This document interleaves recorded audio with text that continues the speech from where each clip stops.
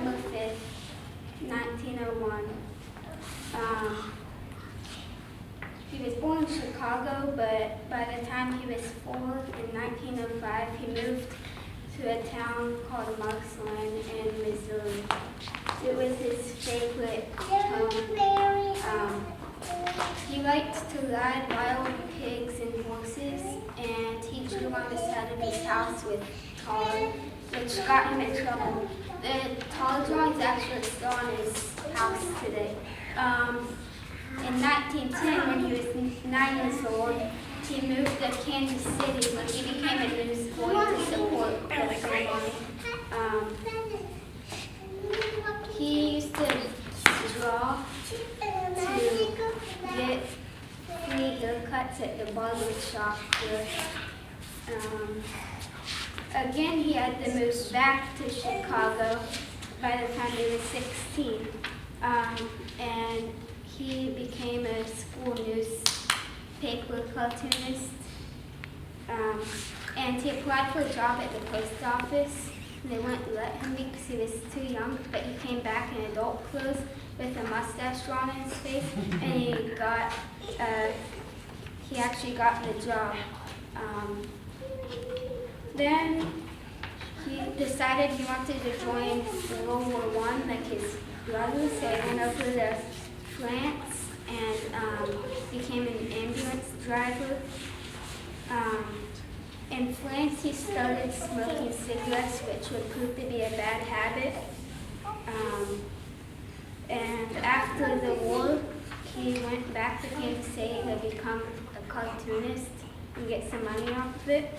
And he became partners with a man named Ub Iwerks who drew with him. They made ads and cartoons.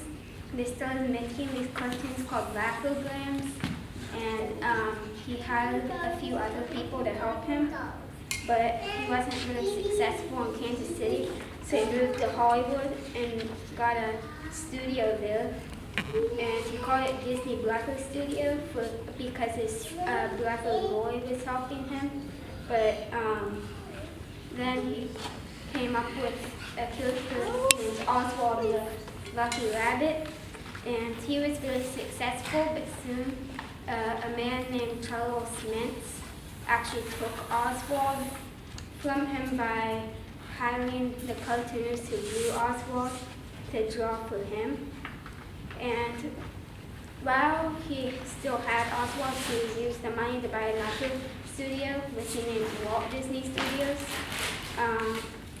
Then he married a woman named William Bounds, and in 1925, and they had a baby girl named Diane Marie Disney, and they adopted one named Shirley Mae Disney.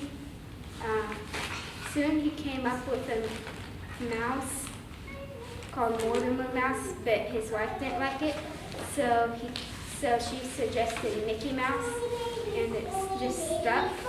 And one of his most famous comics is Steamboat Willie, and it has a bunch of sounds in it, which wasn't too common at that time. And he decided if he could make all these cartoons, then he should make a movie. So he made Snow White and the Seven Dwarfs, and it got a golden Oscar with 7 smaller Oscars around it. The U.S. military hired him in World War II to draw comics for the soldiers, and he used Donald Duck as his main character. After that, he decided he wanted to make a theme park, so he put his cartoons on TV and made a show called the Mickey Mouse Club to fund it, and then with enough money created Disneyland, and he had many attractions based on his movies, such as Adventureland.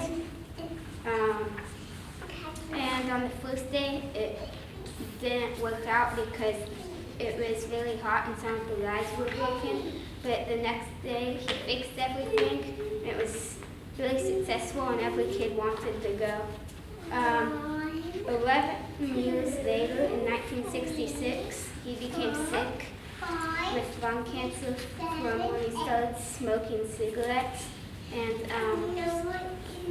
And before he died, he told his brother Roy about his plan for Epcot and told him where everything would be laid out. And a day later, on December 15th, he died. And now today,